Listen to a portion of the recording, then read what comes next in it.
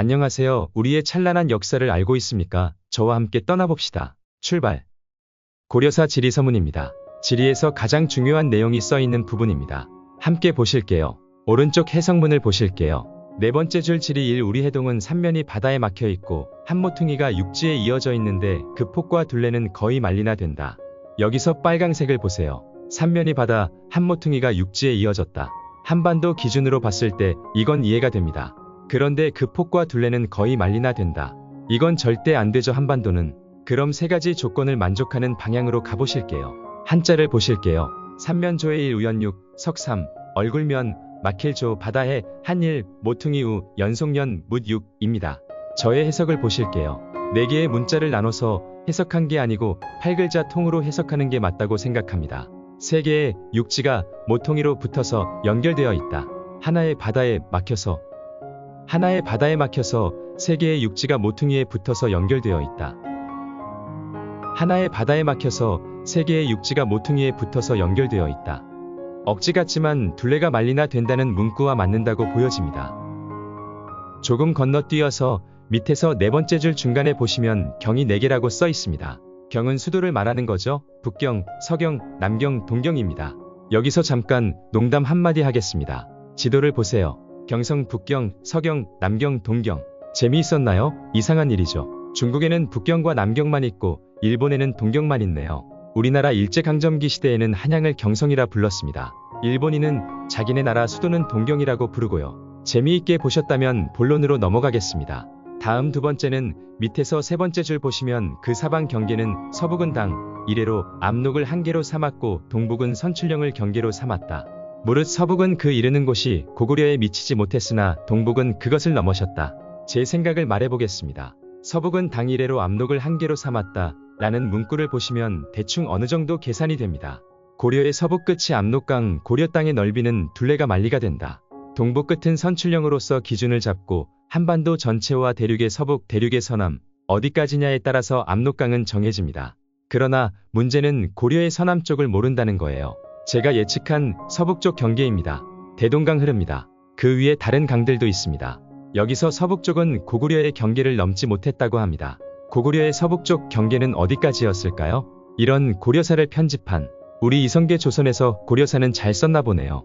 개경 포함 수도도 5군데나 다 써놨잖아요. 역사란 무엇인가요? 영국의 역사학자 에드워드는 역사란 현재와 과거 사이의 끊임없는 대화이고 역사는 현재를 비추는 거울이라고 했습니다.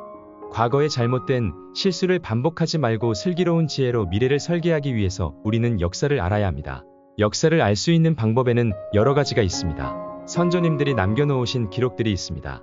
선조님들이 남겨놓은 유물, 유적들이 있습니다. 그런데 우리는 그걸 가지고 장난치는 몇 명 때문에 잘못된 역사를 배우고 있다고 생각하시는 분들이 많이 늘어나고 있는 실정입니다.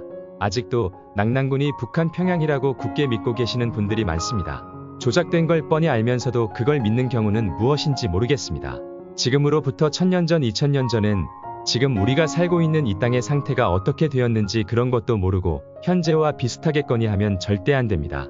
1500년 전에 경상도에 물소가 많아서 신라에서는 물소불로 활을 만들어서 사용했을까요?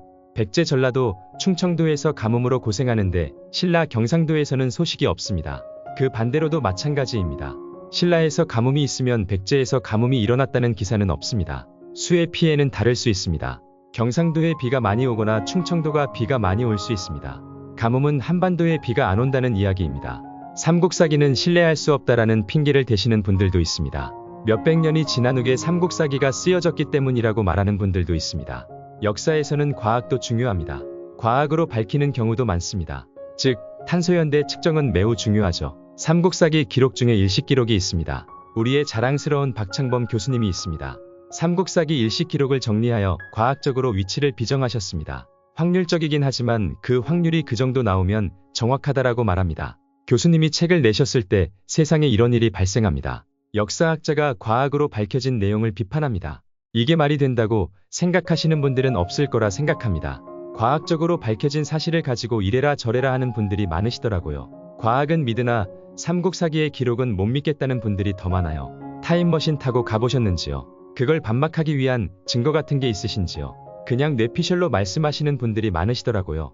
김보식 할아버지가 쓰신 내용을 왜 우리 후대에서 비판해야 합니까? 조선시대에 들어와서 조작했다라고 말은 안 하더라고요. 무엇을 믿고 안 믿고는 개인 자유지만 모든 가능성을 열어두고 연구를 해야 한다고 생각해요. 오늘 제가 말씀드리고 싶은 것은 정말 이해하기 힘든 부분이 많습니다. 저도 이해가 안 되는 부분이 많아요. 지금부터 여행을 함께 떠나볼게요. 현재 러시아에 있는 포르바진 유적지가 있습니다. 1700년대에 발견하고 현재에 와서 발굴 조사를 마친 것으로 알고 있습니다. 건축 양식이나 유물 등이 당나라와 많이 흡사하다라고 합니다. 대륙에 있는 당나라 땅이라고 비정하는 그곳의 건축 양식이라면 당나라라고 말할 수는 없죠. 그때 그 시절 그 땅이 당나라가 아닌 다른 국가 세력이 있었다면 건축 양식은 그때 그 시절에 있었던 그 땅의 주인의 것이 되는 것이죠. 당나라가 그 먼 곳 바이카로스 서남쪽 위치에까지 가서 지배했다는 기록은 없습니다. 지금부터 제 생각입니다. 재미있게 봐주세요. 포르바진을 구글어스로 검색하고 찾다가 우연히 이런 곳을 발견했습니다. 흡스굴 호라는 문구를 발견. 그냥 동쪽 옆에 큰 호수입니다. 그것도 한글로 써 있더라고요. 안 보려고 해도 안 볼 수 없었습니다. 문득 그것을 보고 생각이 드는 단어는 단 한 가지, 홀승골이라는 단어밖에 생각이 안 나더라고요. 분명 글자는 틀린데 왜 그렇게 보일까 하는 위문점이 들더라고요. 그리고 문득 생각난 일식 기록입니다.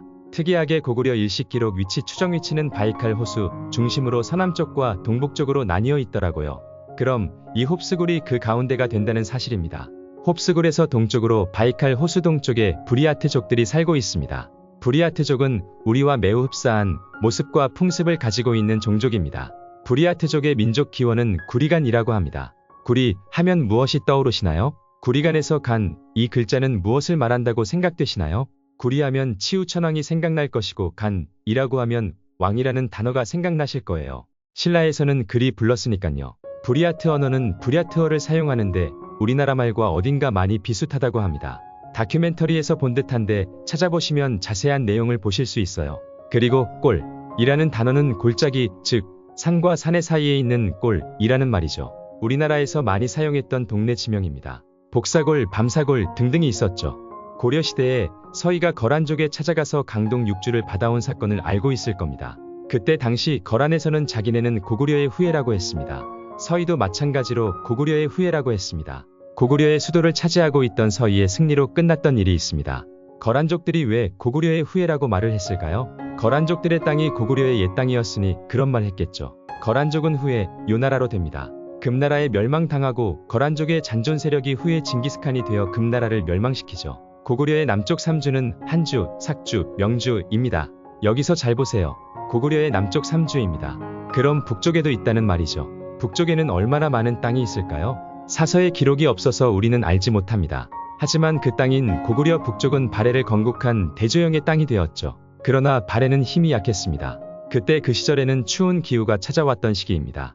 발해가 멸망하고 거란이 들어서고 그 후 몽골 쪽이 탄생합니다. 몽골 쪽이 활동하던 시기는 기후가 좋아서 평년 강우량이 500mm 이상 왔을 거라고 생각합니다. 유목민에 대해서 몇 마디 하겠습니다. 유목민이라고 하면 가축을 키우면서 떠돌아다닌다고들 생각하시는 분들 많을 겁니다. 그 말은 맞습니다.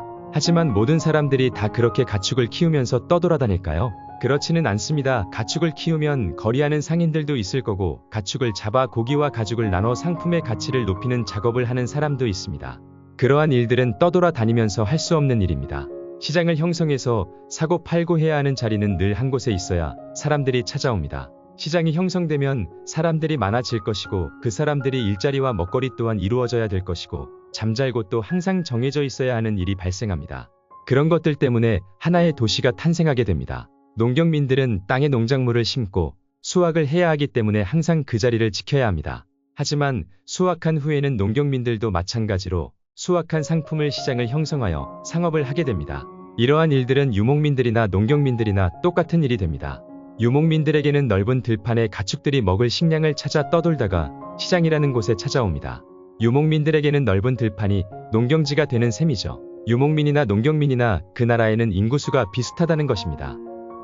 중국 정사조선전입니다. 후한서 동이열전 부여. 처음에 북위의 생리국 왕이 출타 중에 그의 시녀가 후궁에서 임신을 하게 되었다. 왕이 돌아와서 그녀를 죽이려 하자 시녀가 말하기를 지난번 하늘의 크기가 달갈만한 기운이 있어 저에게로 떨어져 내려오는 것을 보았는데 그대로 임신이 되었습니다. 하였다. 왕이 그녀를 옥에 가두었는데 그 뒤에 마침내 아들을 낳았다. 왕이 그 아이를 돼지우리에 버리게 하였으나 돼지가 입김을 불어주어 죽지 않았다. 다시 마국간에 옮겼으나 말도 역시 그와 같이 해주었다. 왕이 그 아이를 신이하게 생각하여 그 어머니가 거두어 기르도록 허락하고 이름을 동명이라 하였다. 동명이 장성하여 활을 잘 쏘니 왕이 그의 용맹함을 꺼리어 다시 죽이려고 하였다. 그때 동명이 남쪽으로 도망하여 엄사수에 이르러 활로 물을 치니 고기와 자라들이 모두 모여 물 위에 떠올랐다. 동명은 그걸 밟고 물을 건너서 부여에 도착하여 왕이 되었다. 여기에서 보시면 북이가 나오죠. 한 나라의 북쪽에 생리국이 있다는 말입니다. 동명이 부여로 도망가서 왕이 되었다고 합니다. 오늘도 끝까지 시청해 주셔서 감사합니다. 우리의 찬란한 역사를 찾아서 오늘도 달려봅시다. 감사합니다.